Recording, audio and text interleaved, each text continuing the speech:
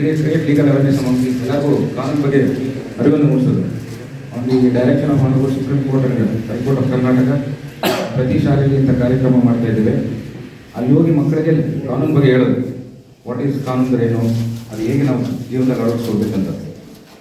And social justice day ಅಂದರೆ equality among all, ಎಲ್ಲರಿಗೂ equal ಕಾನೂನು ಸಿಗಬೇಕು. ಬಡವರಾಗಲಿ, ರಿಚ್ ಆಗಲಿ, ಪೂವರ್ ಆಗಲಿ, ಆ ಥರ ವ್ಯತ್ಯಾಸ ಇರಬಾರ್ದು.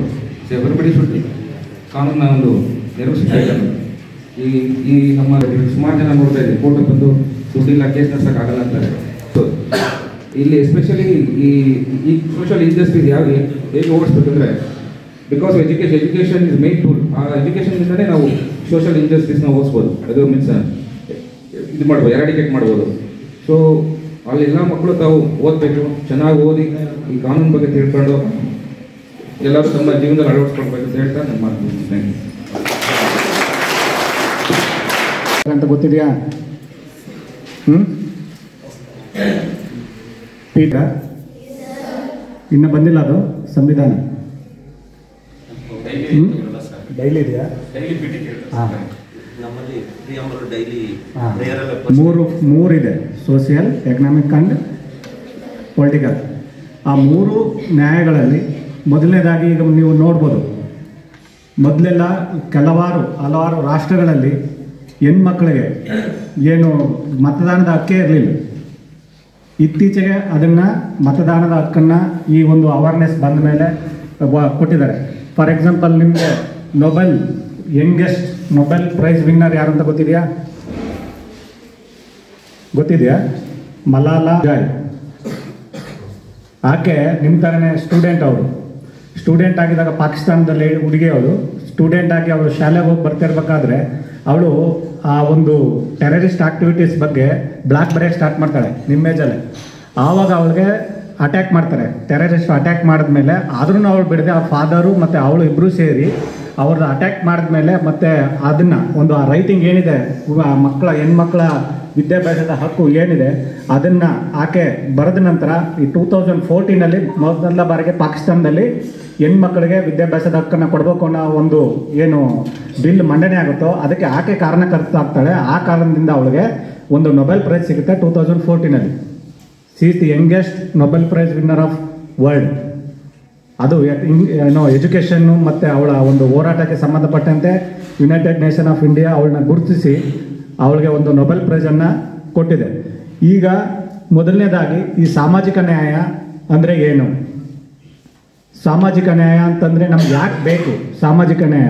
ನೀವು ಹಿಂದೆಲ್ಲ ನೋಡಿರ್ಬೋದು, ಬಾಂಡೆಡ್ ಲೇಬರ್ಸ್ ಅಂತಿದ್ರು, ಜೀತದಾಳು ಪದ್ಧತಿ ಅಂತಿತ್ತು, ಕೇಳಿದಿರಾ? ಜೀತ ಪದ್ಧತಿ ಅಂತ ಮಾಡ್ತಾರೆ, ನಿಮಗೆಲ್ಲ ಗೊತ್ತಿಲ್ಲ ಅದು. ನಮ್ಮ ಹಳ್ಳಿ ಕಡೆ ಎಲ್ಲ ಇತ್ತು. ಅದು ಏನು ಮಾಡ್ತಾಯಿದ್ರು ಅಂತ ಹೇಳಿದ್ರೆ, ಒಬ್ಬ ಬಡವನಿಗೆ ತಿಂಗಳಿಗೆ ಅಥವಾ ವರ್ಷಕ್ಕೆ ಇಷ್ಟೊಂದು ಅಮೌಂಟನ್ನು ಕೊಟ್ಟು ವರ್ಷ ಪೂರ್ತಿ ಅವನ ಹತ್ರನೇ ಮನೇಲೇ ಅವರು ಕಸ ಗುಡಿಸೋದು, ದನಗಳು ಮೇಯಿಸೋದು ಎಲ್ಲನೂ. ಎಲ್ಲೋ ಅವ್ರ ಮನೆಗೆ ಹೋಗಂಗಿಲ್ಲ, ಅವರ ತಂದೆ ತಾಯಿ ಮನೆಗೆ ಹೋಗಂಗಿಲ್ಲ. ಅವನು ಯಾರು ಮಾಲೀಕ ಇರ್ತಾನೆ, ಯಾರು ದುಡ್ಡು ಕೊಡ್ತಾನೆ, ಅದಕ್ಕೇ ಸ್ಟಿಕ್ಕನ್ ಆಗಿ ಅವನು ವರ್ಷ ಪೂರ್ತಿ ಏನು ಅಮೌಂಟ್ ಕೊಡ್ತಾರೋ ಅದಕ್ಕೆ ಮಾತ್ರ ದುಡ್ಕೊಂಡು ಅವ್ರ ಹತ್ತಲೇ ಊಟ ಮಾಡ್ಕೊಂಡು ಅವ್ರ ಮನೇಲಿ ಎಲ್ಲ ತಿನ್ಕೊಂಡು ಅಲ್ಲೇ ಜೀವನ ಸಾಗಿಸ್ಬೇಕು. ಆ ಥರ ಒಂದು ಕಾನೂನು ಇತ್ತು, ಆ ಥರ ಪದ್ಧತಿ ಇತ್ತು, ಕಾನೂನಲ್ಲ ಪದ್ಧತಿ ಇತ್ತು. ಅದನ್ನು ಮನಗಂಡಂತಹ ನಮ್ಮ ಏನು ಸರ್ಕಾರ ಅದನ್ನು ಬಾಂಡೆಡ್ ಲೇಬರ್ಸ್ ಅದನ್ನು ಜೀತ ಪದ್ಧತಿ ನಿರ್ಮೂಲನಾ ಕಾಯ್ದೆ ಅಂತೇಳಿ ಒಂದು ಕಾಯ್ದೆಯನ್ನು ತಂದರು. ಅಂದರೆ ಎಲ್ಲರೂ ಸಮಾನರು, ಎಲ್ಲರನ್ನೂ ನಾವು ಈಕ್ವಲ್ ಆಗಿ ನಾವು ಮುಂದೆ ತರಬೇಕು ಅನ್ನೋ ಒಂದು ಉದ್ದೇಶಕ್ಕೋಸ್ಕರ ಆ ಥರ ಕಾನೂನುಗಳನ್ನು ತಂದರು ನಮ್ಮಲ್ಲಿ. ನಿಮಗೆ ಈ ಯಂಗರ್ ಏಜ್ಗೆ ಅದಿಲ್ಲ. ಆಗ ಯಾಕಂತಂದರೆ ಅದನ್ನು ಈ ಹಿಂದೆನೇ ನಿರ್ಮೂಲನೆ ಮಾಡಿರೋದ್ರಿಂದ ಈ ಏಜಲ್ಲಿ ಅದು ನಿಮಗೆ ಗೊತ್ತು ಬರೋದಿಲ್ಲ. ನಮಗೆಲ್ಲ ಗೊತ್ತಿದೆ ಅದು. ನಾವು ಚಿಕ್ಕವರಿದ್ದಾಗ ಎಲ್ಲೆಲ್ಲ ಹೋಗಿ ಸಾಯಂಕಾಲ ಆಯಿತು ಅಂತಂದರೆ ಅವರೆಲ್ಲ ಅವ್ರ ಮನೇಲೆ ಉಳ್ಕೊಳ್ಳೋದು, ಬೆಳಗ್ಗೆ ಎದ್ದು ಕಸ ಗುಡಿಸೋಕ್ಕಂಥದ್ದು ಪ್ರತಿಯೊಂದು ಅವ್ರ ಮನೆ ಕೆಲಸ ಕಾರ್ಯಗಳು ಏನಿದೆ ಒಬ್ಬ ವ್ಯಕ್ತಿ ಮಾಡಬೇಕು, ಅವನಿಗೆ ವರ್ಷಕ್ಕೆ ಇಷ್ಟು ಅಂತ ಕೊಡೋರು. ನಿಮ್ಮ ಲೆವೆಲಲ್ಲಿ ಹೇಳ್ಬೇಕು ಅಂತಂದರೆ ದೊಡ್ಡ ಲೆವೆಲಲ್ಲಿ ಬೇಡ, ನಿಮ್ಗೆ ಅರ್ಥ ಆಗೋ ರೀತಿ ಹೇಳ್ಬೇಕು ಅಂತಂದರೆ ನೀವು ಬೆಳಗ್ಗೆ 5 ಗಂಟೆಗೆ ಓದ್ತಾ ಇದ್ದೀರಿ ಅಂತ ಹೇಳಿದ್ರೆ ನಿಮ್ಮ ಪಕ್ಕದಲ್ಲಿ ನಿಮ್ಮ ಫ್ರೆಂಡ್ಸ್ನೋ ಸ್ನೇಹಿತರನ್ನೋ ಎದ್ದು ನೀನು ಓದ್ಕೊ ಅಂತ ಹೇಳಿ ನಿಮ್ಮ ಸಂಖ್ಯೆನೇ ಅಂಕಗಳನ್ನು ತೆಗೆಯೋದಕ್ಕೆ ಪ್ರೋತ್ಸಾಹ ಇರ್ತಕ್ಕಂಥದ್ದೇ ಸಾಮಾಜಿಕ ನ್ಯಾಯ. ಎರಡನೇದು ಎಕನಾಮಿಕ್ ಅಂತಂತ ಹೇಳಿದ್ರೆ ನಿಮಗೆ ಈ ಸ್ಕೂಲಲ್ಲಿ ನಿಮಗೆ ಎಲ್ಲ ಉಚಿತವಾಗಿ ಕೊಡ್ತಾರೆ. ಒಂದು ನೀವು ಇಲ್ಲಿ ಶಾಲೆಗೆ ಸೇರಬೇಕಾದ್ರೆ ಒಂದು ನಿಮಗೆ ಇಷ್ಟು ಇನ್ಕಮ್ ಇರಬೇಕು, ಇಷ್ಟು ಇನ್ಕಮ್ ಇದ್ದರೆ ಮಾತ್ರ ನೀವು ಇಲ್ಲಿಗೆ ಇನ್ಕಮ್ ಸರ್ಟಿಫಿಕೇಟ್ ತಗೊಂಡು ಕೊಟ್ಟಿದ್ರಲ್ಲ ಎಲ್ಲರೂ ಸ್ಕೂಲ್ಗೆ. ಆ ಇನ್ಕಮಿಂದ ಮೇಲೆ ಇದ್ದರೆ ನಿಮಗೆ you are not eligible to admit the school ಅಂತೇಳಿ ನಿಮಗೊಂದು ಇದಿರ್ತದೆ, ಕಾನೂನು ಇರ್ತದೆ. ಆ ಕಾನೂನು ಯಾಕೆ ಮಾಡಿದ್ದಾರೆ ಅಂತಂದರೆ ನೀವು ಈ ಒಂದು ಫಿಕ್ಸ್ಡ್ ಇನ್ಕಮ್ ಏನಿದೆಯೋ ಆ ಇನ್ಕಮ್ಲಿ ಇರ್ತಕ್ಕಂಥ ಮಕ್ಕಳು ಯಾವುದೇ ರೀತಿಯಿಂದಲೂ ತಮ್ಮ ಮೂಲಭೂತ ಬೆಳವಣಿಗೆಗೆ ಬೇಕಾದಂತಹ ಯಾವುದೇ ರೀತಿಯ ಒಂದು ಓದಲ್ಲಿರ್ಬೋದು, ಆಟೋಪದಲ್ಲಿರ್ಬೋದು, ನಿಮ್ಗೆ ನಿಮ್ಮಲ್ಲಿ ಏನೇನು ಆಸಕ್ತಿ ಇದೆಯೋ ಅದನ್ನು ಬೆಳವಣಿಗೆ ಮಾಡ್ತಕ್ಕಂಥ ರೂಪದಲ್ಲಿ ಅದನ್ನು ನಿರ್ಮೂಲನೆ ಮಾಡ್ಬೋದು ಅಂತೇಳಿ ಸರ್ಕಾರ ಈ ಒಂದು ಸಂವಿಧಾನದಲ್ಲಿರ್ತಕ್ಕಂಥ ಅಂಶವನ್ನು ಗಮನಿಸಿ ನಿಮಗೆ ಈ ಥರ ಒಂದು ಯಾವ ಥರ ನೀವು ಡೆವಲಪ್ ಆಗಬೇಕು ಸೊಸೈಟಿಯಲ್ಲಿ, ಯಾವ ಥರ ನೀವು ಮುಂದೆ ಬರಬೇಕು ಅನ್ನೋದಕ್ಕೋಸ್ಕರ ಈಗ ಮಕ್ಕಳು ದುಡ್ಡಿರೋ ಮಕ್ಕಳಲ್ಲಿ ಏನು ಮಾಡ್ತಾರೆ, 1,00,000 2 ಲಕ್ಷ ಕೊಟ್ಟು ಫೀಸ್ ಕೊಟ್ಟು ಸೇರ್ತಾರೆ. ನಮ್ಮಂಥ ಬಡವ್ರ ಮಕ್ಕಳು ಏನು ಮಾಡ್ತಾರೆ, ನಮ್ಮ ಕೈಲಿ ಆಗೋದಿಲ್ಲ. ಸೊ ಹಾಗಾಗಿ ಈ ಥರ ಶಾಲೆಗಳನ್ನು ತೆರೆದಿರ್ತಾರೆ. ಬಟ್ ಈ ನನ್ನ ಒಪಿನಿಯನ್, ನಾವು ಈ ವರ್ಷ ಸರ್ವಿಸಲ್ಲಿ ನೋಡಿದ್ದೀವಿ, ನಮ್ಮ ಗೌರ್ಮೆಂಟ್ ಶಾಲೆಯಲ್ಲಿ ಓದ್ತಕ್ಕಂಥ ಮಕ್ಕಳು ಬೇರೆ ಶಾಲೆಯಲ್ಲಿ ಓದ್ತಕ್ಕಂಥ ಮಕ್ಕಳಿಗಿಂತ ಯಾವುದರಲ್ಲೂ ಕಡಿಮೆ ಇಲ್ಲ.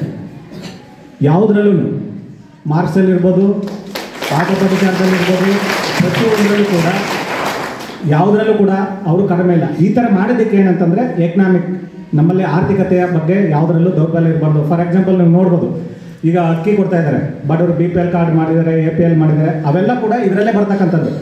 ಫ್ರೀ ಅಕ್ಕಿ ಕೊಡ್ತಕ್ಕಂಥದ್ದು ಅಂದರೆ ಯಾರು ಕೂಡ ಈ ಏನು ಅಮೌಂಟ್, ಈಗ ಅಕ್ಕಿ ತಗೋಬೇಕು ಅಂದರೆ 60 ರೂಪಾಯಿ ಕೊಡಬೇಕು. ಆ ದುಡ್ಡಿಲ್ಲದೆ ಅನ್ನ ತಿನ್ನಕ್ಕೆ ಆಗಬಾರ್ದು ಅನ್ನೋ ಒಂದು ಉದ್ದೇಶದಿಂದ ಎಲ್ಲ ಕಡೆ ನಮ್ಮ ರಾಷ್ಟ್ರದಲ್ಲಿ ಒಂದೇ ಅಂತ, ನಮ್ಮ ಸ್ಟೇಟಲ್ಲಿ ಒಂದೇ ಅಲ್ಲ, ಎಲ್ಲ ಸ್ಟೇಟಲ್ಲೂ ಕೂಡ ಫ್ರೀಯಾಗಿ ಅಕ್ಕಿಯನ್ನು ಕೊಡ್ತಕ್ಕಂಥದ್ದು. APL BPL ಅಂತ ಕಾರ್ಡನ್ನು ವಿಂಗಡಣೆ ಮಾಡಿ ಅವ್ರಿಗೊಂದು ಇನ್ಕಮ್ ನಿಗದಿಪಡಿಸಿರ್ತಕ್ಕಂಥದ್ದು ಈ ಉದ್ದೇಶಕ್ಕೋಸ್ಕರನೇ. ಇನ್ನೊಂದು ಪೊಲಿಟಿಕಲ್, ನೀವು ನೋಡಿರ್ಬೋದು, ಹೆಣ್ಮಕ್ಳಿಗೆ ರಿಸರ್ವೇಷನ್ ಕೊಡ್ತಾರೆ. MP MLA ಜಿಲ್ಲಾ ಪಂಚಾಯತ್ ಎಲೆಕ್ಷನ್ಸ್ಗಳು ನೋಡಿದ್ದೀರಾ ನೀವು? ಜಿಲ್ಲಾ ಪಂಚಾಯತಿ ಈ ಸಲ ನಿಮ್ಮ ಕಾರ್ಪೊರೇಷನ್ ಬಂತಂತಂದರೆ, ನಿಮ್ಮ ಗ್ರಾಮ ಪಂಚಾಯತಿಯಲ್ಲೇ ಬಂತಂತಂದರೆ ಪ್ರತಿಯೊಂದು ವರ್ಗಕ್ಕೂ ಒಂದು ಮೀಸಲು ಜನರಲ್ ಬರ್ತದೆ, ಒಂದು ಯಾವುದಾದ್ರು ಆ ಏನೇನು ಕ್ಯಾಟಗರಿ ಇರ್ತದೆ ಅದು ಬರ್ತದೆ. ಇದನ್ನೆಲ್ಲ ಕೊಡ್ತಕ್ಕಂಥದ್ದು ಏನಂದರೆ ನಮ್ಮನ್ನು ಏನು ಸರ್ವತೋಮುಖವಾಗಿ ಬೆಳವಣಿಗೆ ಹೊಂದೋದಕ್ಕೆ ನಾವು ಯಾರಿಗೂ ನಮಗೆ ಒಂದು ಲಿಬರ್ಟಿ ಇಲ್ಲ, ಅಥವಾ ನಾವು ಬದುಕೋದಕ್ಕೆ ನಮ್ಮ ಹತ್ರ ಅಮೌಂಟ್ ಇಲ್ಲ, ನಮಗೆ ಯಾವುದೋ ರೀತಿ ನಮ್ಮನ್ನು ಕೀಳಕ್ಕೆ ಕಾಣ್ತಾ ಇದ್ದಾರೆ ಅನ್ನೋದನ್ನು ಹೋಗ್ಲಾಡಿಸೋ ಒಂದು ಉದ್ದೇಶಕ್ಕೋಸ್ಕರ ಈ ರೀತಿ ಕಾನೂನುಗಳನ್ನು ಜಾರಿಗೆ ತಂದಿದ್ದಾರೆ. ಅದರಲ್ಲಿ ನೀವು ಈಗೇನಿದೆ ಅದನ್ನು ಉಪಯೋಗ ಮಾಡಿಕೊಂಡು ಎಲ್ಲರದ್ದು ಎಕ್ಸಾಮ್ ಆಗಿದೆಯಾ? ನಿಮ್ಗೆ ಯಾರು ಬೇರೆ ನಮಗಂತೂ ಸಿಗಲೇ ಇಲ್ಲ ಈ ಥರ ಅಪರ್ಚುನಿಟೀಸ್ ಸಿಗೋದು. ನಾವು ಯಾವಾಗಲೂ ಒಂದ್ಸಲ ಸ್ಯಾಟರ್ಡೆ ಮಾತ್ರ ಯೂನಿಫಾರ್ಮ್ ಹಾಕೊಂಡು ಹೋಗ್ತಾ ಇದ್ದಿದ್ದು ಅಷ್ಟೇ ಸ್ಕೂಲಿಗೆ. Very beautiful. ನಿಮ್ಮನ್ನೆಲ್ಲ ನೋಡಿದ್ರೆ ಖುಷಿ ಆಗುತ್ತೆ. ಇದನ್ನೆಲ್ಲ ಉಪಯೋಗಿಸ್ಕೊಳ್ಳಿ, ಚೆನ್ನಾಗಿ ಓದ್ಕೊಳ್ಳಿ ಅಂತ ಹೇಳ್ತಾ ನಾನು ಹೇಳಿ ರಾಷ್ಟ್ರೀಯ ವಿಜ್ಞಾನ ದಿನಾಚರಣೆಯನ್ನು ಆಚರಿಸ್ತಾ ಇದ್ವಿ. ಈ ದಿನ ರಾಜ್ಯಾದ್ಯಂತ ಎಲ್ಲ ಶಾಲಾ ಕಾಲೇಜುಗಳಲ್ಲಿ 10:30ಕ್ಕೆ ಪ್ರತಿಜ್ಞಾವಿಧಿಯನ್ನು ನಾವು ಸ್ವೀಕರಿಸ್ತಾ ಇದ್ವಿ. ದಯಮಾಡಿ ಎಲ್ಲ ನನ್ನ ಮಾನವ ಬಂಧುಗಳು ಎದ್ದು ನಿಂತು ನಿಮ್ಮ ಕೈಗಳನ್ನು ಮುಂದೆ ಚಾಚಿ ನಾನು ಪ್ರತಿಜ್ಞಾವಿಧಿಯನ್ನು ಹೇಳ್ತೀನಿ. ದಯಮಾಡಿ ಅದನ್ನು ತಾವು ಪುನರಾವರ್ತನೆ ಮಾಡಬೇಕು ಅಂತ ಕೋರ್ಕೊಳ್ತೀನಿ. ನಾನು ಭಾರತೀಯ ಸಂವಿಧಾನದ 51A H ವಿಧಿಯ ಅನ್ವಯ ವೈಜ್ಞಾನಿಕ ಮನೋಭಾವನೆ ಮತ್ತು ವೈಚಾರಿಕತೆಯನ್ನು ಪ್ರಶ್ನೆ ಮಾಡದೆ ಯಾವುದೇ ತರ್ಕ ಒಪ್ಪುವುದಿಲ್ಲ ಹಾಗೂ ಸಂವಿಧಾನದ ಮೂಲಭೂತ ಕರ್ತವ್ಯದ ಆಶಯದಂತೆ ಮೌಢ್ಯತೆ ನಿರ್ಮೂಲನೆ ಮಾಡಿ ಜೀವ ಜಗತ್ತಿಗೆ ಪೂರಕವಾದ ಬದುಕನ್ನು ರೂಪಿಸಿಕೊಳ್ಳುತ್ತೇನೆಂದು ಈ ಮೂಲಕ ರಾಷ್ಟ್ರೀಯ ದಿನದಂದು ಪ್ರತಿಜ್ಞೆ ಮಾಡುತ್ತೇನೆ. ಜೈ ಭಾರತ್, ಜೈ ಕರ್ನಾಟಕ, ಜೈ ಸಂವಿಧಾನ, ಜೈ ವಿಜ್ಞಾನ. ಏಕತೆಯನ್ನು ಸಾಧಿಸತಕ್ಕಂತಹ ರಾಷ್ಟ್ರ ಅಂದರೆ ಭಾರತ ರಾಷ್ಟ್ರದಲ್ಲಿ ವಿವಿಧ ರೀತಿಯ ಜನಾಂಗಗಳಿದ್ದಾವೆ, ವಿವಿಧ ರೀತಿಯ ಜಾತಿ, ಧರ್ಮ, ಭಾಷೆಯನ್ನು ಮಾತಾಡ್ತಕ್ಕಂಥ, ಉಡುಪನ್ನು ಧರಿಸತಕ್ಕಂಥ ಜನಾಂಗಗಳಿದ್ದಾವೆ. ಆದರೂ ಸಹ ಭಾರತದಲ್ಲಿ ಇರ್ತಕ್ಕಂಥ ಎಲ್ಲರೂ ಜನರು ಸಹ ನಾವೆಲ್ಲರೂ ಒಂದೇ ಅಂತೇಳಿ ಏಕತೆಯನ್ನು ಸಾಧಿಸಿದಂತಹ ರಾಷ್ಟ್ರ ನಮ್ಮದು. ಆದರೂ ಸಹ ಭಾರತ ರಾಷ್ಟ್ರದಂತಹ ಒಂದು ದೊಡ್ಡ ರಾಷ್ಟ್ರದಲ್ಲಿ ಈ ಅಸಮಾನತೆ ಅನ್ನುವಂಥದ್ದು ಶತಮಾನಗಳಿಂದ ಒಂದು ಸಾಮಾಜಿಕ ಪಿಡುಗಾಗಿ ಪರಿಣಮಿಸಿರ್ತಕ್ಕಂಥದ್ದು. ಈ ಅಸಮಾನತೆಯನ್ನು ಹೋಗಲಾಡಿಸೋದಕ್ಕೆ ಸುಮಾರು 12ನೇ ಶತಮಾನಗಳಿಂದಲೂ ಸಹ ವಿವಿಧ ರೀತಿಯ ಒಂದು ಚಳುವಳಿ ನಡೀತಾನೆ ಬರ್ತಾ ಇದೆ. 12ನೇ ಶತಮಾನದಲ್ಲಿ ವಚನ ಸಾಹಿತ್ಯ ತಮ್ಮೆಲ್ಲರಿಗೂ ಗೊತ್ತಾಯಿದೆ. ಬಸವಣ್ಣ, ಅಲ್ಲಮಪ್ರಭು ಹಾಗೂ ಅಕ್ಕಮಹಾದೇವಿ ಇಂತಹ ಶರಣರು ಕೂಡ ಈ ಅಸಮಾನತೆಯನ್ನು ಹೋಗಲಾಡಿಸೋದಕ್ಕೋಸ್ಕರ ಪ್ರಯತ್ನ ಮಾಡಿದ್ದಾರೆ. ಅದಾದ ನಂತರ ಬುದ್ಧ ಮತ್ತು ಮಹಾವೀರರು ಕೂಡ ಅಸಮಾನತೆಯನ್ನು ಹೋಗಲಾಡಿಸೋದಕ್ಕೋಸ್ಕರ ಪ್ರಯತ್ನ ಮಾಡಿದ್ದಾರೆ. ಅದಾದ ನಂತರ ಸ್ವಾತಂತ್ರ್ಯ ಏನಾಯಿತು, ಸ್ವಾತಂತ್ರ್ಯದ ನಂತರ ಸಂವಿಧಾನವನ್ನು ಭಾರತ ರಾಷ್ಟ್ರಕ್ಕೆ ಪರಿಚಯಿಸೋದ್ರ ಮೂಲಕ ಅಸಮಾನತೆಯನ್ನು ಹೋಗಲಾಡಿಸಬೇಕು ಅಂತೇಳಿ ಅದಕ್ಕೆ ಅಂತ ಸಂಬಂಧಪಟ್ಟಂತಹ ವಿವಿಧ ರೀತಿಯ ಒಂದು ವಿಧಿಗಳನ್ನ ವಿಧಿಸಿದ್ದಾರೆ. ಅಂದರೆ ನಮ್ಮ ಸಂವಿಧಾನದ ಒಂದು ಪ್ರಸ್ತಾವನೆ ಹೇಳುತ್ತೆ, ಭಾರತೀಯರಾದಂತಹ ನಾವು ಭಾರತವನ್ನು ಸಾರ್ವಭೌಮ, ಸಮಾಜವಾದಿ, ಜಾತ್ಯತೀತ,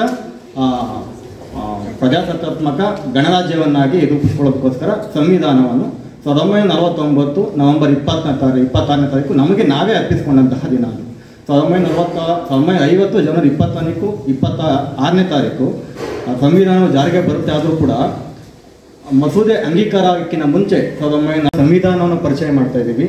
ಭಾರತವು ರಾಜಕೀಯವಾಗಿ ಹಾಗೂ ಆರ್ಥಿಕವಾಗಿ ಹಾಗೂ ಸಾಮಾಜಿಕವಾಗಿ ವೈರುಧ್ಯವಿರ್ತಕ್ಕಂಥ ದೇಶ, ಅಸಮಾನತೆಗಳನ್ನ ಹೊಂದಿರತಕ್ಕಂಥ ದೇಶ.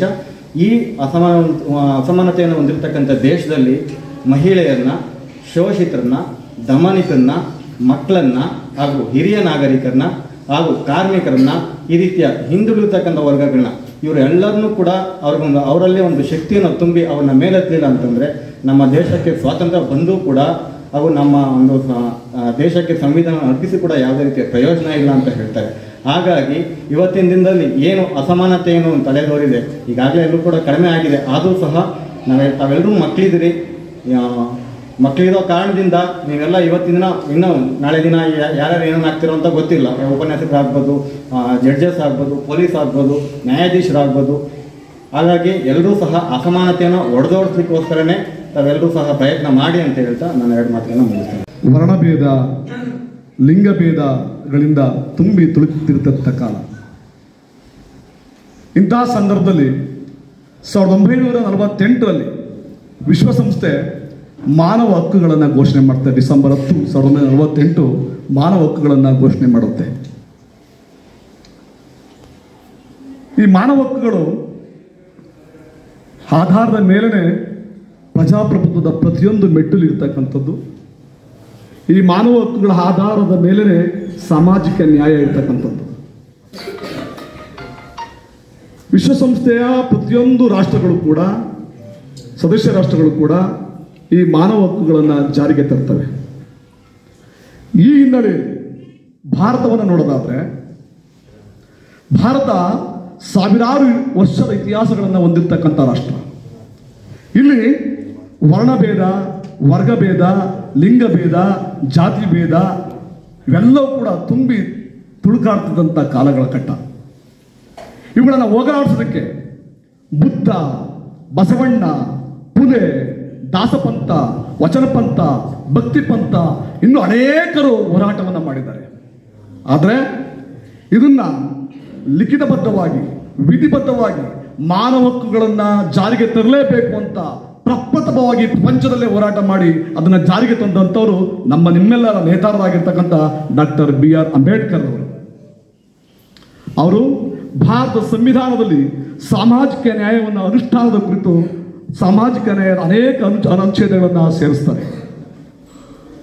ನೋಡಿ, ಸಾಮಾಜಿಕ ನ್ಯಾಯ ಎಂದ್ರೇನು ಅನ್ನೋದ್ರ ಬಗ್ಗೆ ಮಾತಾಡ್ತಾ ಹೋದ್ರೆ ಭಾರತ ಸಂವಿಧಾನ ಸಾಮಾಜಿಕ ನ್ಯಾಯ ಎಂದ್ರೇನು ಎನ್ನುವ ಅರ್ಥದ ಬಗ್ಗೆ ಎಲ್ಲೂ ಕೂಡ ಹೇಳಿಲ್ಲ. ಆದರೆ ಸಾಮಾಜಿಕ ನ್ಯಾಯದ ಅನುಷ್ಠಾನದ ಬಗ್ಗೆ, ಸಾಮಾಜಿಕ ನ್ಯಾಯವನ್ನ ಹೇಗೆ ಜಾರಿಗೆ ತರಬೇಕು ಅನ್ನೋದ್ರ ಬಗ್ಗೆ ತನ್ನ ಸಂವಿಧಾನ ಅನೇಕ ಅನುಚ್ಛೇದಗಳಲ್ಲಿ ಹೇಳ್ಕೊಂಡು ಹೋಗ್ತಾ ಇರ್ತದೆ. ನೋಡಿ, ಭಾರತ ಸಂವಿಧಾನದ ದಿಕ್ಸೂಚಿ, ಭಾರತದ ಆತ್ಮ, ಭಾರತದ ಹೃದಯ, ಸಂವಿಧಾನ ಹೃದಯ ಅಂತ ನಾವೇನು ಕರಿತೀವಿ ಪ್ರಸ್ತಾವನೆ, ಆ ಪ್ರಸ್ತಾವನೆಯಲ್ಲಿ ಸಾಮಾಜಿಕ ನ್ಯಾಯದ ಬಗ್ಗೆ ವಿವರಣೆಯನ್ನು ನೀಡ್ತಾ ಇರ್ತಕ್ಕಂಥದ್ದು. 1973 ಭಾರತ ಸರ್ಕಾರ ಹೊಸ ಕೇಶವಾನಂದ ಭಾರತೀ ಸ್ವಾಮಿ ಪ್ರಕರಣದಲ್ಲಿ ಭಾರತ ಸಂವಿಧಾನದ ಮೂಲ ತತ್ವಗಳು ಯಾವುದು ಅನ್ನೋದ್ರ ಬಗ್ಗೆ ಭಾರತ ಸರ್ವೋಚ್ಚ ನ್ಯಾಯಾಲಯ ತೀರ್ಪನ್ನು ನೀಡುತ್ತೆ. ಆ ತೀರ್ಪಿನಲ್ಲಿ ಸಾಮಾಜಿಕ ನ್ಯಾಯ ಭಾರತ ಸಂವಿಧಾನದ ಮೂಲ ತತ್ವ, ಭಾರತ ಸಂವಿಧಾನದ ಮೂಲ ತತ್ವ, ಸಾಮಾಜಿಕ ನ್ಯಾಯವು ಕೂಡ ಒಂದು. ಆ ತೀರ್ಪನ್ನು ಮುಂದುವರಿಸಿ ಈ ಯಾವುದೇ ಸರ್ಕಾರ ಭಾರತದ ಸಂವಿಧಾನದ ಮೂಲ ತತ್ವಗಳನ್ನು ತಿದ್ದುಪಡಿ ಮಾಡುವಂತಿಲ್ಲ, ಬದಲಾಯಿಸುವಂತಿಲ್ಲ, ವಿಕೃತಗೊಳಿಸುವಂತಿಲ್ಲ ಅಂತ ಆದೇಶವನ್ನು ನೀಡುತ್ತೆ. ಮೀಸಲಾತಿ ಅಲ್ಲ, ಸಾಮಾಜಿಕ ನ್ಯಾಯ ಅನ್ನೋದು ಮೀಸಲಾತಿ ಅನ್ನೋದು ಸಾಮಾಜಿಕ ನ್ಯಾಯದ ಒಂದು ಭಾಗ ಅಷ್ಟೇ. ಸಾಮಾಜಿಕ ನ್ಯಾಯವನ್ನು ಈಡೇರಿಸುವಲ್ಲಿ, ಸಾಮಾಜಿಕ ನ್ಯಾಯವನ್ನು ಜಾರಿಗೆ ತರುವಲ್ಲಿ ಮೀಸಲಾತಿ ಒಂದು ಭಾಗ ಅಷ್ಟೇ. ಇಲ್ಲಿ ಸಂವಿಧಾನದ 14, 15, 16ನೇ ವಿಧಿಗಳು ಸಾಮಾಜಿಕ ನ್ಯಾಯದ ಬಗ್ಗೆ ಹೇಳ್ತಾ ಇರ್ತಕ್ಕಂಥದ್ದು. ನೋಡಿ, ಇಲ್ಲಿ ಸಂವಿಧಾನದ 14ನೇ ವಿಧಿ, ಕಾನೂನಿನ ಮುಂದೆ ಎಲ್ಲರೂ ಸಮಾನರು. ಕಾನೂನಿನ ಮುಂದೆ ಎಲ್ಲರೂ ಕೂಡ ಸಮಾನರು.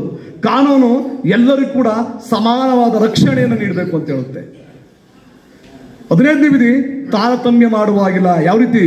ಯಾವುದೋ ಜಾತಿಯ ಆಧಾರದ ಮೇಲೆ, ಯಾವುದೋ ಧರ್ಮದ ಆಧಾರದ ಮೇಲೆ, ಯಾವುದೋ ವರ್ಗದ ಆಧಾರದ ಮೇಲೆ, ಯಾವುದೋ ವರ್ಣದ ಆಧಾರದ ಮೇಲೆ, ಯಾವುದೋ ಲಿಂಗದ ಆಧಾರದ ಮೇಲೆ ತಾರತಮ್ಯವನ್ನು ಮಾಡುವಾಗಿಲ್ಲ. 16ನೇ ವಿಧಿ, ಸಮಾನ ಅವಕಾಶಗಳನ್ನು, ಭಾರತದಲ್ಲಿ ಹುಟ್ಟಿದಂಥ ಪ್ರತಿಯೊಬ್ಬ ಪ್ರಜೆಯೂ ಕೂಡ ಸಮಾನ ಅವಕಾಶಗಳನ್ನು ಒದಗಿಸಿಕೊಡುತ್ತೆ. 17ನೇ ವಿಧಿ, ಅಸ್ಪೃಶ್ಯತೆ ಕಾಯ್ದೆ ನಿಷೇಧವನ್ನು ತರುತ್ತದೆ. ಅಸ್ಪೃಶ್ಯತೆ ಕಾಯ್ದೆ ಏನು ಆಚರಣೆ ಇದೆ, ಆಚರಣೆ ಮಾಡೋದಾದ್ರೆ ಅದು ಶಿಕ್ಷಾರ್ಹ ಅಪರಾಧವನ್ನು ತರುತ್ತದೆ. ಹೀಗೆ ಸಾಮಾಜಿಕ ನ್ಯಾಯವನ್ನು ತರೋದಕ್ಕೆ ಅನೇಕ ವಿಧಿಗಳನ್ನು, ಅನೇಕ ಅನುಚ್ಛೇದಗಳನ್ನು ನಾವು ನೋಡ್ಕೊಂಡು ಬರ್ಬೋದು. ರಾಜಕೀಯ ನ್ಯಾಯವನ್ನು ಕೊಡಬೇಕು. ನಿಮ್ಗೆ ಗೊತ್ತೇ ಇರಲಿ, ಭಾರತದಲ್ಲಿ ಶೋಷಿತರು ಯಾರು? ಶೋಷಿತರು ಪರಿಶಿಷ್ಟ ಜನಾಂಗ, ಪರಿಶಿಷ್ಟ ಜಾತಿ, ಮಹಿಳೆಯರು, ಮಕ್ಕಳು, ವೃದ್ಧರು, ಈಗ ಅನೇಕ ರೀತಿಯಾಗಿರ್ತಕ್ಕಂಥದ್ದು ನೋಡ್ಬೋದು. ಜಾತಿ ವ್ಯವಸ್ಥೆಯಿಂದ ಕೂಡಿರ್ತಕ್ಕಂಥ ಸಾಮಾಜಿಕ ವ್ಯವಸ್ಥೆ. ಒಂದು ಮಾನವ ಇಂಡಿಯಾ ಆಫ್ ಆಂಥ್ರೋಪಾಲಜಿಯ ಸರ್ವೆ ಪ್ರಕಾರ ಭಾರತದಲ್ಲಿ 4 ಬುಡಕಟ್ಟು ಜನಾಂಗ, ಆದಿವಾಸಿ ಜನಾಂಗ ಎಲ್ಲರೂ ಕೂಡ ಇದ್ದಾರೆ. ಈ ಶೋಷಿತರಿಗೆ ರಾಜಕೀಯ ನ್ಯಾಯವನ್ನು ಕೊಡಬೇಕು. ಹಾಗಾಗಿ 330ನೇ ವಿಧಿ ಭಾರತ ಲೋಕಸಭೆಯಲ್ಲಿ ಪರಿಶಿಷ್ಟ ಮತ್ತು ಪರಿಷ್ಠ ಜನಾಂಗದವರಿಗೆ ಮೀಸಲಾತಿಯನ್ನು ನೀಡಿ ರಾಜಕೀಯ ನ್ಯಾಯವನ್ನು ಕೊಡ್ತದೆ. 332ನೇ ವಿಧಿ ರಾಜ್ಯಗಳ ವಿಧಾನಸಭೆಗಳಿಗೆ ಪರಿಶಿಷ್ಟ ಜಾತಿ ಮತ್ತು ಪರಿಶಿಷ್ಟ ಜನಾಂಗದವರಿಗೆ ಅವಕಾಶಗಳನ್ನು ಒದಗಿಸಿಕೊಡ್ತದೆ.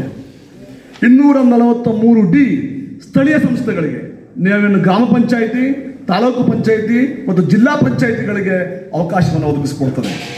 ಹೇಳಿದ್ದಾನ, ತಾವು ಇತರೆ ಮಕ್ಕಳಿಗಿಂತ ಭಿನ್ನವಾಗಿದ್ದೀರಿ ಅಂದರೆ ನೀವು ಒಂದು ಎಕ್ಸಾಮನ್ನು ಪಾಸ್ ಮಾಡಿ ಇಲ್ಲಿ ಸೀಟನ್ನ ತಗೊಂಡಿದ್ದೀರಿ, ನಿಜನಾ? ನಿಮ್ಗೆ ಯಾರೋ ಮನೆ ಹತ್ರ ಬಂದು ಮಾಸ್ಟರ್ಗಳು ಕರ್ಕೊಂಡು ಬಂದಿಲ್ಲ ಅಲ್ವಾ? ಸಿಂಪಲ್ಲಾಗಿ ಹೇಳಬೇಕು ಅಂದರೆ ಗಂಡು ಮಕ್ಕಳು ಹೆಣ್ಣು ಮಕ್ಕಳು ಇಬ್ರಿಗೂ ಸಮಾನವಾಗಿ ಈಗ ಏನು ಈ ಪ್ರವೇಶ ಕೊಟ್ಟಿದ್ದಾರೋ ಅದೇ ಸಾಮಾಜಿಕ ನ್ಯಾಯ. ಇವತ್ತು ನೋಡ್ರಿ ನಮ್ಗೆ ಖುಷಿ ಆಗುತ್ತೆ, ನಾವು ವ್ಯಾಸಂಗ ಮಾಡಬೇಕಾದ್ರೆ ಒಂದು ಮುರಾರಿ ಸ್ಕೂಲ್ ಇರಲಿಲ್ಲ. ಇವತ್ತು ಮುರಾರಿ ಸ್ಕೂಲ್ ಮುಂದೆ ಹೋಗ್ಬೇಕಾದ್ರೆ ಇಂಥ ಮಕ್ಕಳು 91, 95 ಈಗೆಲ್ಲ ಪರ್ಸೆಂಟೇಜ್ ತಗೊಂಡು ನೋಡಿದರೆ ಖುಷಿ ಆಗುತ್ತೆ. ಇನ್ನೊಂದು ಹೆಮ್ಮೆ ಪಡೋ ವಿಚಾರ, ನಮ್ಮ ಸ್ನೇಹಿತರಾದ ಪ್ರಸನ್ನ ಕುಮಾರ್ ಅವರು, ಅವರ ಅಫಿಷಿಯಲ್ಲು, ಅವ್ರ ಮಿಸಸ್ ಅಫಿಷಿಯಲ್ಲು, ಅವ್ರು ಇದು ಮಾಡಿದ್ರೆ ಡೆಲ್ಲಿ ಸ್ಕೂಲ್ ಓದ್ಬೋದು. ಆದರೆ ಅವರ ಇಬ್ಬರು ಮಕ್ಕಳನ್ನ ಮುರಾರಿ ಸ್ಕೂಲಲ್ಲಿ ಓದಿಸ್ತಾ ಇದ್ದಾರೆ. ಯಾಕೆ ಅಂದರೆ ಸರ್ಕಾರಿ ಶಾಲೆಗಳ ಗುಣಮಟ್ಟ ಆ ರೀತಿ ಇದೆ. ನಾನು ಒಂದೆರಡು ಸಿಂಪಲ್ ವಿಷಯನ ಹೇಳ್ತೀನಿ, ಬೇರೆ ಹೆಚ್ಚು ಹೇಳೋಕ್ಕೋಗಲ್ಲ. ಏನು ಕಾನೂನು ಅಂದರೆ, ಕಾನೂನು ದಿನನಿತ್ಯ ನಮಗೆ ಗೊತ್ತಿಲ್ಲದೇ ನಾವು ಕಾನೂನ ಮಾಡ್ತಾ ಇದ್ದೀವಿ, ಆಚರಣೆ ಮಾಡ್ತಾ ಇರ್ತೀನಿ. ಹೇಗೆ? ನಿಮ್ಮೆಲ್ಲರದು ತಮ್ಮ ಬರ್ತ್ ಸರ್ಟಿಫಿಕೇಟ್ ಇದೆ ಅಲ್ವಾ? ಇದೆ ತಾನೆ? ಆ ಬರ್ತ್ ಸರ್ಟಿಫಿಕೇಟ್ ತಗೋಬೇಕು ಅನ್ನೋದೇ ಕಾನೂನು. ಗೊತ್ತಾಯ್ತಾ? ಈಗ ನೀವೆಲ್ಲ ಬೈಕ್ ಓಡಿಸ್ತೀರಾ? ನಾನು ಅದೇ ಕಾನೂನು. 18 ವರ್ಷ ಮೀರಿದ ಮೇಲೆ ತಾವು ಬೈಕ್ ಓಡಿಸೋದಕ್ಕೆ ಚಾಲನಾ ಪರವಾನಗಿ ತಗೊಂಡೇ ಓಡಿಸ್ಬೇಕು ಅನ್ನೋದೇ ಕಾನೂನು. ಅರ್ಥವಾಯ್ತಾ ಇವಾಗ? ಆದ್ದರಿಂದ ತಾವು ಏನು ಇತರೆ ವಿದ್ಯಾರ್ಥಿಗಳಿಂದ ಭಿನ್ನರಾಗಿದ್ದೀರಿ. ಈ ವಯಸ್ಸಲ್ಲೇ ಒಂದು ಎಕ್ಸಾಮನ್ನು ಪಾಸ್ ಮಾಡಿ ಒಂದು ಈ ಶಾಲೆಯಲ್ಲಿ ಸೀಟನ್ನು ಗಿಟ್ಟಿಸ್ಕೊಂಡಿದ್ದೀರಿ. ಇದೇ ರೀತಿ ಮುಂದಿನ ತಮ್ಮ ಭವಿಷ್ಯದಲ್ಲಿ ಸರ್ಕಾರಿ ಕೆಲಸ ಆಗ್ಬೋದು, ಸರ್ಕಾರಿ ಉದ್ಯೋಗ ಆಗಿರ್ಬೋದು, ಸರ್ಕಾರಿ ಸೀಟ್ಗಳಾಗಿರ್ಬೋದು. ಯಾಕೆಂದರೆ ಸರ್ಕಾರಿ ಶಾಲೆ ಮಕ್ಕಳು ಇತರ ಶಾಲಾ ಮಕ್ಕಳಿಗೆ ಭಿನ್ನ ಅಂದರೆ, ನಾನು ದಿನ ನೋಡ್ತೀನಿ ಇದರಲ್ಲಿ ಸರ್ಕಾರಿ ಶಾಲೆ ಯೂನಿಫಾರ್ಮ್ ಹಾಕ್ಕೊಂಡಿರೋ ಹಿಂಗೆ ಮಕ್ಕಳು ಸ್ಕೂಟರ್ ಸಾರ್ಬಿಡಿ ಅಂತ ಕೈ ಹೊಡಿತಾರೆ. ಪ್ರೈವೇಟ್ ಸ್ಕೂಲ್ ಯಾರು ಇದು ಮಾಡಲ್ಲ. ಯಾಕೆಂದರೆ ಆ ಭಯ. ಯಾಕೆಂದರೆ ಈ ಸರ್ಕಾರಿ ಶಾಲೆ ಜೀವನನ ಬದುಕನ್ನು ಹೇಗೆ ಮಾಡಬೇಕು ಅಂತ ಕಲಿಸುತ್ತೆ. ಆದರೆ ಪ್ರೈವೇಟ್ ಸ್ಕೂಲು ಪುಸ್ತಕದಲ್ಲಿ ಮಾತ್ರ ಕಲಿಸುತ್ತೆ. ಅದು ನನ್ನ ಸ್ವಂತ ಅನುಭವ. ಈ ದಿನದ ಒಂದು ಕಾನೂನು ಅರಿವು ಕಾರ್ಯಕ್ರಮ ಅತ್ಯಂತ ಮುಖ್ಯವಾಗ್ತದೆ. ಪ್ರತಿಯೊಬ್ಬರೂ ಸಹ ಹಕ್ಕುಗಳ ಬಗ್ಗೆ ಮಾತನಾಡ್ತೀವಿ, ಆದರೆ ನಮ್ಮ ಕರ್ತವ್ಯಗಳೇನು, ಹೇಗೆ ಕಾನೂನಿದೆ, ಆ ಕಾನೂನನ್ನು ಯಾವ ರೀತಿ ಪಾಲಿಸಬೇಕು ಅನ್ನುವಂತಹ ಒಂದು ನಿಟ್ಟಿನಲ್ಲೂ ಕೂಡ ನಾವು ಯೋಚನೆ ಮಾಡಬೇಕಾಗ್ತದೆ. ಆ ಒಂದು ಉದ್ದೇಶದಲ್ಲಿ ಇವತ್ತಿನ ಒಂದು ಕಾನೂನು ಅರಿವು ಕಾರ್ಯಕ್ರಮ ಕೂಡ ಅತ್ಯಂತ ಮುಖ್ಯ ಆಗ್ತದೆ ಅಂತ ನಾನಾದರೂ ಹೇಳ್ತಾ, ಸೊ ಈ ಕಾರ್ಯಕ್ರಮದಲ್ಲಿ ಮಾತನಾಡಿದಂತಹ ಗಣ್ಯರು ನಿಮಗೆ ಸಾಕಷ್ಟು ವಿಷಯಗಳನ್ನ ತಿಳಿಸ್ಕೊಟ್ಟಿದ್ದಾರೆ. ನೀವು ಚೆನ್ನಾಗಿ ಓದಬೇಕು. ಸರ್ಕಾರಿ ಶಾಲೆ ನಿಜಕ್ಕೂ ಬದುಕನ್ನು ಕಟ್ಟಿಕೊಡ್ತದೆ, ಬದುಕನ್ನು ಕಲಿಸ್ಕೊಡ್ತದೆ. ಹಾಸ್ಟೆಲ್ ಜೀವನ ನಮಗೆ ಏನೆಲ್ಲ ಕಲಿಸ್ಕೊಡ್ತದೆ. ನಾನು ಒಬ್ಬ ಹಾಸ್ಟೆಲ್ ವಿದ್ಯಾರ್ಥಿಯಾಗಿ ಓದಿ ಬೆಳೆದಂಥವನು. ಹಾಗೆ ಬದುಕು ಅಲ್ಲೇನೆ ನಮಗೆ ಸಾಕಷ್ಟು ತಿಳಿಯುವಂಥದ್ದು. ಮನೆಯಲ್ಲಿದ್ದಾಗ ಕೇವಲ ನಮ್ಮ ತಂದೆ ತಾಯಿ, ನಮ್ಮ ಬಂಧು ಬಳಗದ ನಡುವೆ ಇರ್ತೀವಿ, ಜನಜೀವನದ ಪರಿಚಯ ಆಗೋದಿಲ್ಲ. ಆದರೆ ಹೊರಗೆ ಬದುಕುವಂತಹ ನಾವು ಸಾಮಾಜಿಕ ಪರಿಕಲ್ಪನೆಯನ್ನು ತಿಳ್ಕೊತಾ ಹೋಗ್ತೀವಿ, ಸಾಮಾಜಿಕ ನ್ಯಾಯದ ಕಲ್ಪನೆಯನ್ನು ತಿಳ್ಕೊತಾ ಹೋಗ್ತೀವಿ. ಅಲ್ಲಿ ಯಾವುದೇ ರೀತಿ ಭೇದ ಭಾವ ಮತ್ತೊಂದು ಇರೋದಿಲ್ಲ. ಸೊ ನಮ್ಮ ಸಂವಿಧಾನವೂ ಕೂಡ ನಮಗೆ ಸ್ವಾತಂತ್ರ್ಯ, ಸಮಾನತೆ ಮತ್ತು ಭ್ರಾತೃತ್ವ ಅನ್ನುವಂಥ ಒಂದು ಪರಿಕಲ್ಪನೆಯನ್ನು ನಮಗೆ ಕೊಟ್ಟಿದೆ. ಸೊ ನಮ್ಮೆಲ್ಲರಿಗೂ ಕೂಡ ಈ ಒಂದು ಹಾಸ್ಟೆಲ್ನಲ್ಲಿ ಸ್ವಾತಂತ್ರ್ಯ ಇದೆ, ನಮ್ಮೆಲ್ಲರಿಗೂ ಕೂಡ ಇಲ್ಲಿ ಸಮಾನತೆ ಇದೆ. ಹಾಗೆ ನಾವೆಲ್ಲರೂ ಕೂಡ ಭ್ರಾತೃತ್ವ ಭಾವನೆಯಿಂದ ಬದುಕಬೇಕು ಅನ್ನುವಂತಹದನ್ನು ನಮಗೆ ಇಲ್ಲಿ ಕಲಿಸ್ಕೊಟ್ಟಿದ್ದಾರೆ. ಸೊ ಪ್ರತಿನಿತ್ಯ ನೀವು ಬೆಳಗಿನ ಪ್ರಾರ್ಥನೆ ಅವಧಿನಲ್ಲಿ ನಮ್ಮ ಸಂವಿಧಾನದ ಪೀಠಿಕೆಯನ್ನ ನೀವು ಹೇಳ್ತೀರಿ, ಪ್ರಿಯಾಂಬಲನ್ನ ಹೇಳ್ತೀರಿ.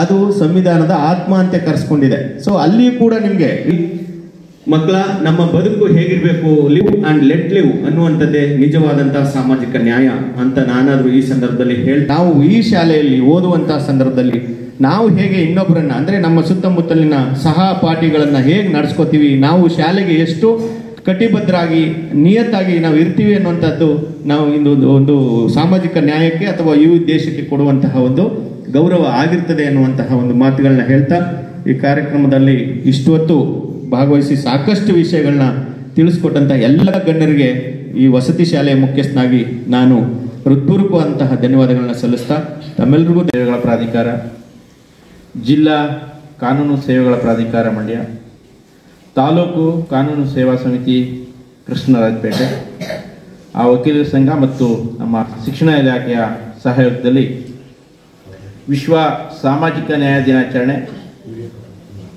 ಇದರ ಅಂಗವಾಗಿ ಕಾನೂನು ಅರಿವು ನೆರವು ಕಾರ್ಯಕ್ರಮವನ್ನು ಹಮ್ಮಿಕೊಳ್ಳಲಾಗಿದೆ. ಈ ಕಾರ್ಯಕ್ರಮವನ್ನು ಉದ್ಘಾಟನೆ ಮಾಡಿಕೊಟ್ಟಂಥ ಗೌರವಾನ್ವಿತ ಶ್ರೀ ಸುಧೀರ್ ಸರ್ ಅವರೇ, ಮುಖ್ಯ ಅತಿಥಿಗಳಾಗಿ ಆಗಮಿಸಿರ್ತಕ್ಕಂಥ ಗೌರವಾನ್ವಿತ ಶ್ರೀ ದೇವರಾಜ್ HR ಅವರೇ, ಗೌರವಾನ್ವಿತ ಶ್ರೀಮತಿ ಶಕುಂತಲಾ ಮೇಡಮ್ ರವರೇ, ಗೌರವಾನ್ವಿತ ಶ್ರೀಮತಿ ಅರ್ಪಿತಾ KV ಮೇಡಮ್ ರವರೇ, ವಕೀಲರ ಸಂಘದ ಅಧ್ಯಕ್ಷರಾದಂಥ ಶ್ರೀಯುತ MR ನಾಗೇಗೌಡ್ರೆ, ಶ್ರೀಯುತ ಸುರೇಂದ್ರ ಅವರೇ, ವಕೀಲರ ಸಂಘದ ಕಾರ್ಯದರ್ಶಿಗಳಂತ ಶ್ರೀಯುತ SJ ಮಂಜೇಗೌಡ್ರೆ. ಸಾಹೇಬ್ರು ಹೇಳ್ತಾ ಇದ್ದಾರೆ 4 ಜನ ನ್ಯಾಯಾಧೀಶರುಗಳು ಬರ್ತಾ ಇದ್ದಾರೆ ಅಂತ ಹೇಳಿದಾಗ ನೇರವಾಗಿ ನಾನು ಮಲ್ಲಿಕಾರ್ಜುನ್ ಅವ್ರಿಗೆ ಫೋನ್ ಮಾಡಿದೆ. ಯಾಕೆಂದರೆ ಇಲ್ಲಾದರೆ ಸರ್ ಇದು ಒಲಿದ ಅಂಗಿ ಥರ ನಮಗೆ ಯಾವಾಗ ಬೇಕಾದ್ರೆ ಹಾಕಬಹುದು. ಕೆಲವು ಶಾಲೆಗಳು ಸಿದ್ಧಪಡಿಸ್ಬೇಕಾಗತ್ತೆ ಹೋಗಿ. ಸೊ ಹಾಗಾಗಿ ಸಿದ್ಧ ಇರುತ್ತೆ. ಮತ್ತು ಮಲ್ಲಿಕಾರ್ಜುನ್ರವರು ನನಗೆ ಹಳೆಯ ಸ್ನೇಹಿತರು. ನಾನು ಹನೂರು BU ಆಗಿದ್ದಾಗ ಅವರು ಮೊರಾರ್ಜಿನಲ್ಲಿ ಇದ್ದರು. ಅಲ್ಲಿ ಒಂದು ಕಾರ್ಯಕ್ರಮನ ವಹಿಸಿದ್ರೆ ಭಾಳ ಚೆನ್ನಾಗಿ ನಡೆಸ್ಕೊಡ್ತಾರೆ ಅನ್ನೋ ನಂಬಿಕೆ ಮೇಲೆ ದಿಢೀರ್ನೇ ಹೇಳಿದ್ರಿಂದ ಅವ್ರಿಗೆ ಹೇಳಿದೆ. ಸೊ ಈ ಕಾರ್ಯಕ್ರಮವನ್ನು ಭಾಳ ಚೆನ್ನಾಗಿ ಆಯೋಜನೆ ಮಾಡಿ ನೆರವೇರಲಿಕ್ಕೆ ಸಾಕ್ಷೀಭೂತರಾಗಿರ್ತಕ್ಕಂಥ ಸ್ನೇಹಿತರಾದ ಶ್ರೀಯುತ ಮಲ್ಲಿಕಾರ್ಜುನ್ರವರೇ. ಹಾಗೆ 1 ಗಂಟೆ ಮಾತಾಡ್ತೀವಿ, ಆದರೆ ಮಾನ್ಯ ನ್ಯಾಯಾಧೀಶರುಗಳ ಸಮಯ ಅವರು ಈಗಾಗಲೇ ನನ್ನ ಗಮನಕ್ಕೆ ತಂದಾಗ ಮನು ಅವರು ಹೇಳಿದರೆ 10:30ಗೆ ಸಾಹೇಬ್ರುಗಳೆಲ್ಲ ಹೋಗಬೇಕು ಅಂತ. ಸರಿ 11:30ಗೆ. ಸೊ ಹಾಗಾಗಿ ನಾನು ಹೆಚ್ಚು ಮಾತನಾಡಲಿಕ್ಕೆ ಹೋಗೋದಿಲ್ಲ, ಆದರೂ ಹೇಳಲೇಬೇಕು. ಹೆಚ್ಚಿಸುವುದು ವಿಜ್ಞಾನ, ಹೌದಾ? ನಮ್ಮ ಜ್ಞಾನವನ್ನು ಹೆಚ್ಚಿಸೋದು ವಿಜ್ಞಾನ, ಹೌದಲ್ವಾ? ಮನುಷ್ಯ ಹುಟ್ಟಿದಾಗ ಅಂದರೆ ಮನುಷ್ಯ ಕುಲ ಸೃಷ್ಟಿಯಾದಾಗ ಅವನು ಹೇಗೋ ಮರದ ನೆರಳಿಗೆ ಹೋಗಿ ನಿಂತ್ಕೊಳ್ತಿದ್ದ, ಮಳೆ ಬಂದರೆ ಬಿಸಿಲಾದರೆ, ಹೌದಾ? ಇವತ್ತು ನೀವು ಎಲ್ಲಿ ಕೊಡ್ತಿದ್ದೀರಿ ಮಕ್ಕಳೇ? RCC ಕೆಳಗೆ ಕೊಡ್ತಿದ್ದೀರಿ. ನಿಮ್ಮ ಮೇಲೆ ಒಂದು ದೀಪ ಬೆಳಗ್ತಾ ಇದೆ, ಮತ್ತೊಂದು ಫ್ಯಾನ್ ತಿರುಗ್ತಾ ಇದೆ. ನಾವು ಮರದ ಚಕ್ಕೆಯನ್ನು ಒದ್ಕೊಂಡಿಲ್ಲ, ಏನು ಹಾಕ್ಕೊಂಡಿದ್ದೀವಿ? ಬಟ್ಟೆ ಹಾಕ್ಕೊಂಡಿದ್ದೀವಲ್ವಾ, ಹೌದಲ್ವಾ? ಮೊಬೈಲ್ ಬಳಸ್ತೀರಿ. ಇನ್ನು ಮುಂದಕ್ಕೆ ಹೋದರೆ ಬೇಕಾದಷ್ಟಿದೆ. ನಾನು ಭಾಳ ಸರಳವಾಗಿ ಹೇಳ್ತೀನಿ, ಇವೆಲ್ಲ ಯಾವುದರ ಕೊಡುಗೆ? ವಿಜ್ಞಾನದ ಕೊಡುಗೆ. ಸೊ ಆ ವಿಜ್ಞಾನ ದಿನಾಚರಣೆಯನ್ನು ಇವತ್ತು ನಾವು ಆಚರಿಸ್ತಾ ಇದ್ದೀವಿ. ಅದರ ಪ್ರತಿಜ್ಞೆಯನ್ನು ಸಹ ಸ್ವೀಕರಿಸಿದಿರಿ. ಹಾಗೆ ಮತ್ತೊಂದು, ಈಗಾಗಲೇ ಎಲ್ಲ ಅತಿಥಿಗಳು ಮಾನ್ಯ ನ್ಯಾಯಾಧೀಶರುಗಳು ಮಾಹಿತಿಯನ್ನು ಹಂಚಿಕೊಂಡಿದ್ದಾರೆ. ವಿಶ್ವ ಸಾಮಾಜಿಕ ನ್ಯಾಯ ದಿನಾಚರಣೆ. ನಾವು ಯಾರು ಮಕ್ಕಳೇ ಹುಟ್ಟೋಕ್ಕೆ ಮುಂಚೆ ಅರ್ಜಿ ಹಾಕ್ಕೊಂಡಿಲ್ಲ. ನಾವು ಇಲ್ಲಿ ಹುಟ್ಟಬೇಕು ಅಂದರೆ ಕರ್ನಾಟಕದಲ್ಲಿ ಹೀಗೆ ಹುಟ್ಟಬೇಕು. ಅದರಲ್ಲೂ KR ಪೇಟೆಯಲ್ಲಿ ಒಳ್ಳೆ ಸಮತಟ್ಟಾಗಿರೋ ಜಾಗ ಕರ್ನಾಟಕ, ಇಂಥದೇ ಪ್ರದೇಶದಲ್ಲಿ ಹುಟ್ಟಬೇಕು. ಗಂಡಾಗಿ ಹುಟ್ಟಬೇಕು, ಹೆಣ್ಣಾಗಿ ಹುಟ್ಟಬೇಕು, ಕಪ್ಪಾಗಿರಬೇಕು, ಬೆಳ್ಳಗಿರಬೇಕು, ಗುಂಡಕ್ಕಿರಬೇಕು, ಎತ್ತರಕ್ಕಿರಬೇಕು, ಗುಂಗುರು ಕೂದಲೇಬೇಕು. ಅರ್ಜಿ ಹಾಕಿದೀವಾ? ಇಲ್ಲ. ಮನುಷ್ಯರಾಗಿ ಹುಟ್ಟಿದ್ದೀವಿ, ಆದರೆ ನಾವ್ಯಾರೂ ಅರ್ಜಿಯನ್ನು ಹಾಕಿಲ್ಲ. ಕೆಲವ್ರಿಗೆ ದೈಹಿಕ ಅಂಗ ನ್ಯೂನತೆ ಇರ್ಬೋದು. ಅಂದರೆ ಎಲ್ಲರಿಗೂ ನ್ಯಾಯ ಸಿಗಬೇಕು. ಅದು ಪ್ರದೇಶ, ಧರ್ಮ, ಹುಟ್ಟಿದಾಗ ಯಾವುದೋ ಒಂದು ಮನೇಲಿ ಹುಡ್ತೀವಿ, ಅದೊಂದು ಯಾವುದೋ ಧರ್ಮ, ಜಾತಿ, ಲಿಂಗ ಯಾವುದಾದ್ರೂ ಸೇರಿರ್ಬೋದು. ಸಾಮಾಜಿಕವಾಗಿ ಇವಾಗ ನಾವೇನೆಲ್ಲ ಬೈಫರ್ಕೇಶನ್ ಮಾಡ್ಕೊಂಡಿದ್ದೀವಲ್ಲ, ಆರ್ಥಿಕವಾಗಿ, ಧಾರ್ಮಿಕವಾಗಿ ಭಿನ್ನತೆ ಇರ್ಬೋದು. ಆದರೆ ಅದರ ಮೇಲೆ ನಾವು ತಾರತಮ್ಯವನ್ನು ಮಾಡುವ ಹಾಗಿಲ್ಲ ಅನ್ನೋದು ವಿಶ್ವ ಸಾಮಾಜಿಕ ನ್ಯಾಯ ದಿನಾಚರಣೆ ಉದ್ದೇಶ. ನಾನು ಊಟಿನಲ್ಲಿ ಕೆಲಸ ಮಾಡ್ತಾ ಇದ್ದೆ ಮಕ್ಕಳೇ. ಅಲ್ಲಿ ಬಡಗ ಕಮ್ಯುನಿಟಿ ಅಂತ ಒಂದಿದೆ, ಒಂದು ವರ್ಗ, ಒಂದು ಜಾತಿ ಅಂತ ಬೇಕಾದ್ರೆ ಅಂದ್ಕೊಳ್ಳಿ. ಬಡಗ ಭಾಷೆಯನ್ನು ಮಾತಾಡ್ತಾರೆ. ಅವ್ರಿಗೆ ಬಡಗ ಅಂತ ಯಾಕಂದ್ರೆ ಬಡಗ. ಆ ಜನ ಬೆಟ್ಟ ತಪ್ಪಲಿನಲ್ಲಿ ವಾಸ ಮಾಡ್ತಾರೆ. ಊಟಿನ ಬೆಟ್ಟದ ತಪ್ಪಲಲ್ಲಿ, ತಪ್ಪಲು ಅಂದರೆ ಇಳಿಜಾರು ಪ್ರದೇಶದಲ್ಲಿ. ನಿಮ್ಗೆ ಆಶ್ಚರ್ಯ ಆಗ್ಬೋದು, ಅವರು ಎಲ್ಲರೂ ಗಂಡಸರು ಹೆಂಗಸರು ಎಲ್ಲರೂ ಪಂಚೆಯನ್ನು ಧರಿಸ್ತಾರೆ.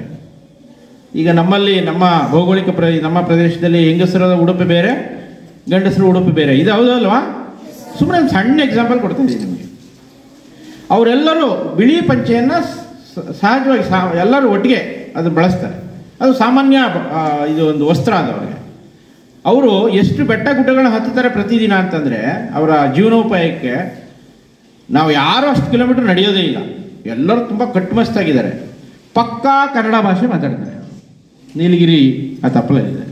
ಸೊ ಅಂದರೆ ಅಲ್ಲಿ ಹುಟ್ಟಿದ್ದು ಅವ್ರೇನು ಅರ್ಜಿ ಹಾಕೊಂಡು ಹುಟ್ಟಲಿಲ್ಲ. ಅವ್ರಿಗೆ ಸಾಮಾಜಿಕ ನ್ಯಾಯ ಬೇಕಲ್ವಾ, ಎಲ್ಲ ಸವಲತ್ತು ಸಿಗಬೇಕಲ್ವಾ. ಸೊ ಆ ಉದ್ದೇಶದಿಂದ ಆ ರೀತಿ ಇಡೀ ಪ್ರಪಂಚದಲ್ಲಿ ಬೇಕಾದಷ್ಟು ಭೌಗೋಳಿಕವಾಗಿ ಭಿನ್ನತೆ ಇದೆ. ಇದನ್ನೆಲ್ಲ ಗಮನಿಸಿದಂಥ ವಿಶ್ವಸಂಸ್ಥೆ ಇದನ್ನು ಸಾಮಾಜಿಕ ನ್ಯಾಯವನ್ನು ಕೊಡಬೇಕು ಅಂದರೆ ಎಲ್ರಿಗೂ ಸಮಾನತೆ ಕೊಡಬೇಕು. ಎಲ್ಲೇ ಪ್ರದೇಶ ಆಗಿರಲಿ, ಯಾವುದೇ ಸ್ಥಳ ಆಗಿರಲಿ, ಹೇಗೆ ಇರಲಿ. ಈಗಾಗಲೇ ಮಾನ್ಯ ಅತಿಥಿಗಳು ಮಾತನಾಡ್ತಾ ಹೇಳಿದಾರೆ, ಲಿಂಗಭೇದ, ವರ್ಗಭೇದ, ವರ್ಣಭೇದ ಇವನ್ನೆಲ್ಲ ನೀವು ಪುಸ್ತಕದಲ್ಲಿ ಓದ್ತೀರಿ, ಹೌದಲ್ವಾ?